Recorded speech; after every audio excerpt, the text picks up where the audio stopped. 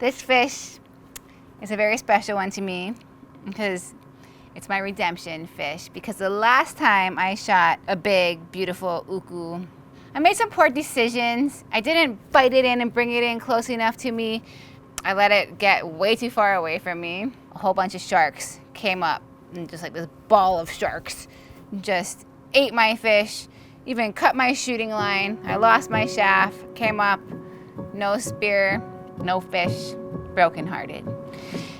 So this fish puts mama back in the game. Here's how it happened. It is a beautiful day at sea.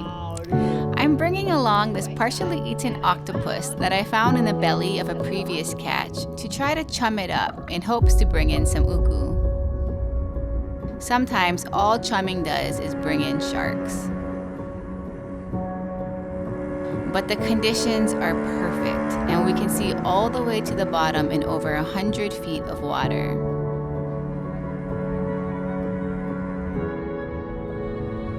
I spot some uku eating the octopus chum below as I take my drop. When I finally get down there, I hover about 10 feet above the bottom, keeping my eye on the deepest piece of chum and the 3 uku surrounding it. But they get a bit spooked by my presence and start to swim away. So I kick backwards to also move away and give them more space. But I keep my gun pointed at that last piece of chum. You can barely see it at the top of the screen. This works, and one of the uku returns to eat it and commits. And I commit too. Once I hit the fish, I hold tight to my line, keeping tension on it as I swim up so that the uku won't get stuck on the reef. Kicking up while fighting a fish can make a deep drop feel even deeper.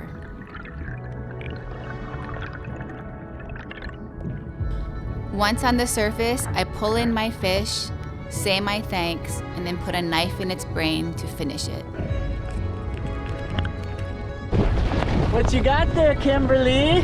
What? You got it, uku. What? That's a nice one. Oh my god, it wasn't easy. Beauty, Kimmy. It is such incredible fish. We're gonna do something very special. We're going to make cold smoked cured fish. Think Lox and Bagels, that delicious cured salmon that you put on those bagels and cream cheese. It's gonna be like that, but with our own local uku. Who started crying, but he's a little baby. Hi, Dada. You wanna see what Mama's doing while you were sleeping? Where's the fish's eye? So now we have to fillet it. I was just getting there when you woke up. Look at all the scales on the ground. Do you get to play with this while I fillet the fish? One fillet of fish. Hey, baby. Hi, I love you. Oh, buddy. I have a surprise for you. It's not that you get the knife. It's that I see an uncle. I see an uncle. Oh, you're so excited you can't contain yourself. Dude. He loves Uncle. Hi, buddy boy. How are you? Yeah, it's a fishy. Helping Mom with fishes? When you think about lox, you think of salmon, right? You think of Lox and Bagels. And if you really think about it, what is it? What is the difference, let's say, between that type of lox, the salmon on bagels, and smoked salmon? Many people think it's the same. Lox kind of has a sashimi-like texture, but a little more firm than sashimi, but it's still that soft, raw texture. Whereas smoked salmon, you actually, it cooks. It smokes on high, it smokes through heat, and it cooks, so it has the texture of cooked fish. And so that is what we're going to do today. Is we're going to make our own type of lox using this uku. And so we're going to have to cure it first, and then we're going to cold smoke it, which means it's not going to cook while it smokes, but we want that smoky flavor. So now we have skinned and skin on. This meat is just so beautiful. So to cure the fish, all we need is equal parts of salt and sugar. This is Hawaiian salt. If you don't have Hawaiian salt, use kosher salt. Use big salt. And here's some organic sugar. So again, about equal parts. Some people put a little bit of zest. Our local oranges are in season. So now I'm just going to take our skinned piece and I'm just gonna really liberally coat it. That looks lovely, doesn't it, Justin? Mm-hmm. It's like candied fish. You know, a lot of times when you're gonna eat raw fish, sashimi, like really fresh tasting fish, you only have a day or two. But when you make this lox style of cured, cold smoked, beautiful fish, you get to just cut, you know, for days, for weeks, for even more than a month. Normally, I think what people would do now is they would wrap it so tight in plastic wrap. I'm going to use a Ziploc bag. That's why I cut the fish from those long pieces into these shorter ones. Really is gonna make sure to try and get as much of that curing rub in here and try to get as much of the air out as possible. So basically what I'm gonna do is I'm gonna keep it in the fridge on this pan, but I'm gonna take this other cast iron pan and put it right on top just to really put that pressure. So I wanna cure it overnight and I'll see you back then.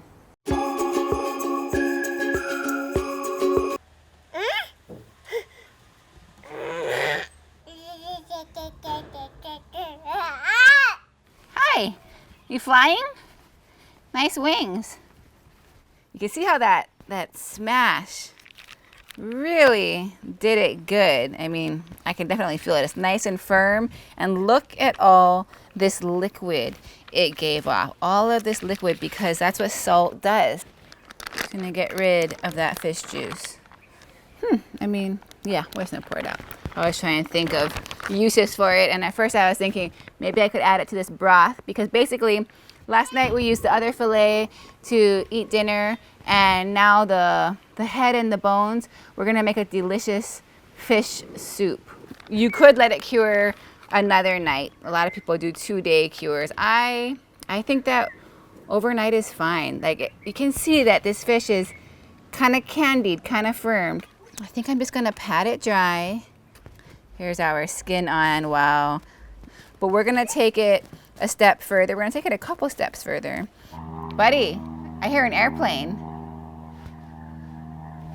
Lemon, I'm gonna do some lemon zest. That looks lovely. I'm gonna add some dill. And I'm gonna do black pepper. There we have it. It's firmer, it's drier, but it's still raw. When it draws out all that liquid, what it does is it condenses the flavor. It condenses the oils of the fish. And so you just get a whole different texture, a whole deeper flavor. Buddy has tongs.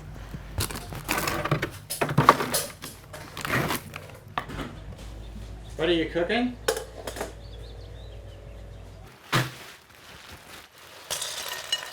You wanna come? You wanna come cold smoke with us? Okay, you're delirious. Uh-oh. Okay, buddy. Okay, that is mama's, okay? Okay, so we have it on 160. So if you have a regular smoker of any type, just put it on the lowest temperature it can be on. And if you're gonna put it in the part that's hot, as smokers normally are, like I said, just put a baking tray of ice and put your fish on a cookie sheet right in there, so it doesn't like cook, but it gets to smoke. But Justin added on this genius second compartment, which does not get the same heat, but does get the smoke. So we're gonna put this bowl of ice, you can tell this bowl's been smoked a few times, right there underneath the grill. And then I'm gonna put my fish right on top of the grill, of the ice, and hence we are cold smoking. You see that? And we're gonna let it go all day. And it's gonna be a fabulous breakfast tomorrow morning. Yeah, buddy? So it's been about 5.5 hours of cold smoking. I did come out a little while ago and replace the ice because the ice had melted and I wanted to just keep it cold, and it was looking beautiful. So now it's time to pull it and I'll show you what it looks like. And it looks beautiful, and look at that color change, and that is from smoking, and I think it just looks absolutely beautiful. And it's very hard for me to not cut this open right now and sample it, but Justin suggested we be patient and wait until tomorrow, because tomorrow morning we're gonna have a very, very special breakfast and a special breakfast delivery.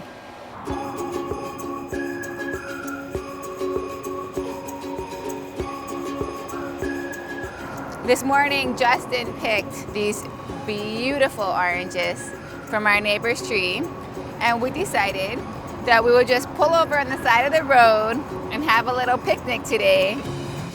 But the reason why is because we're actually getting a delivery today from our friends at Bonsai Bagels. They make homemade bagels right here on the North Shore.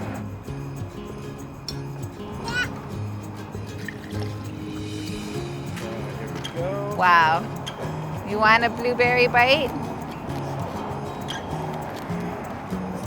Here, buddy. Blueberry bagel, your favorite.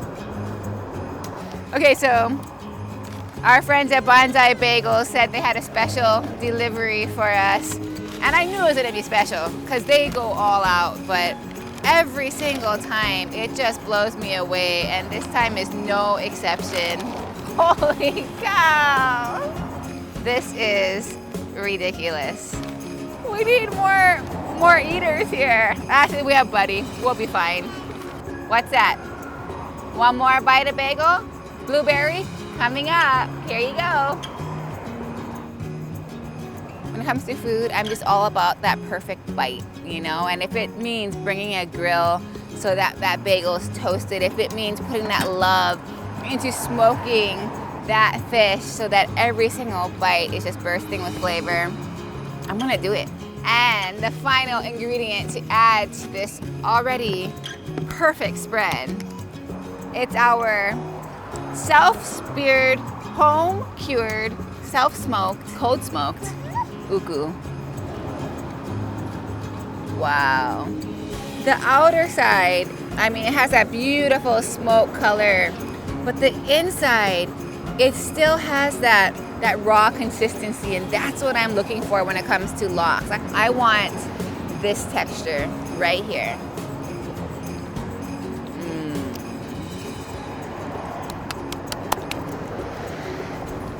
Oh my God. It's so good.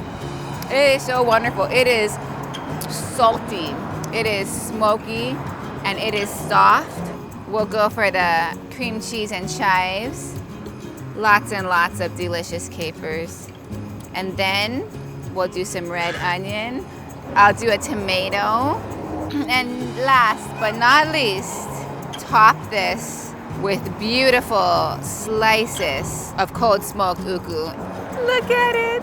Isn't it glorious? For the main event, what we all came here for, people.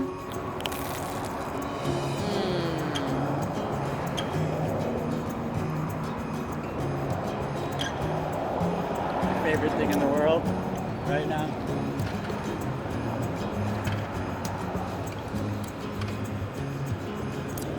It's perfect.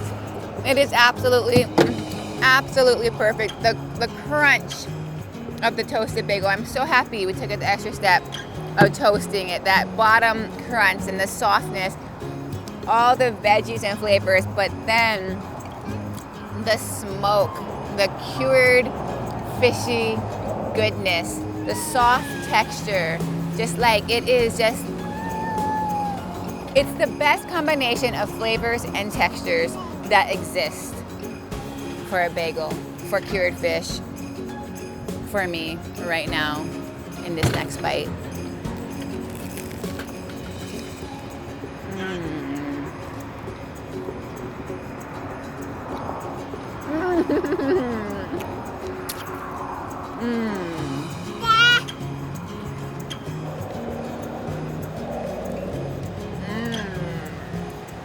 Delicious, yeah.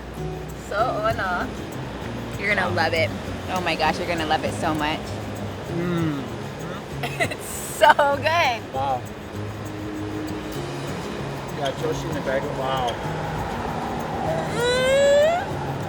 This is what I'm talking about. Every single bite is layered with goodness that goes together. Buddy, bite?